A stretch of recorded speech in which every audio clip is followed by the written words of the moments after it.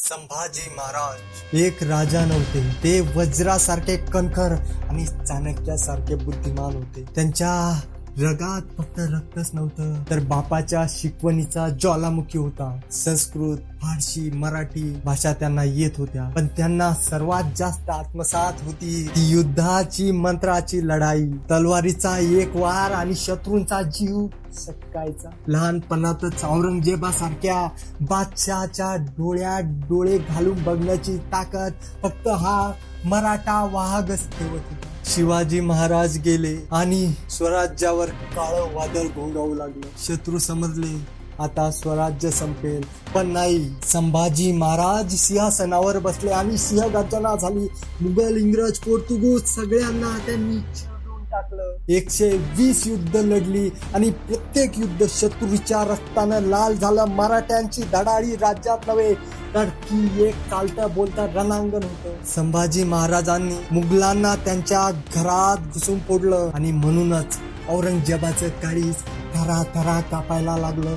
ज्या मुघलांनी अर्ध्या हिंदुस्थानावर राज्य केलं त्यांना एका मराठ्याने चुकवलं. शेवटी कपटानं त्यांना पकडण्यात आलं. पण अरे बादशाला समजलं नव्हतं की हा कोणी साधा सुधा राजा नव्हे, सामान्य राजा नव्हे, हा हिंदुस्थानाचा सिंह आहे, हिंदुस्थानाचा सिंह. औरंगजेब म्हणाला, इस्लाम स्वीकारा नाहीतर मृत्यू. संभाजी महाराज हसले आणि म्हणाले, तुझ्या औरंगजेबाचं कालचं राज्य सुद्धा माझ्या हिंदवी स्वराज्याच्या पायरीवर उभा आहे.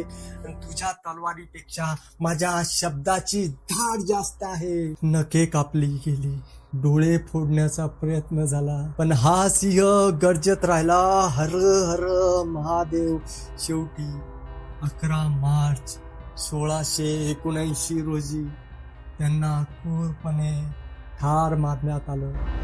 पण संभाजी महाराज गेले नाही, तर त्यांच्या रक्ताच्या प्रत्येक थेंबातून अजून हजारो मराठे जन्माला आले. आजही महाराष्ट्राच्या मातीला तो रक्ताचा सुगंध आहे आणि आजही मराठ्यांच्या रक्तात महाराष्ट्राच्या महाराजांच्या चिवटवृत्ती आहे.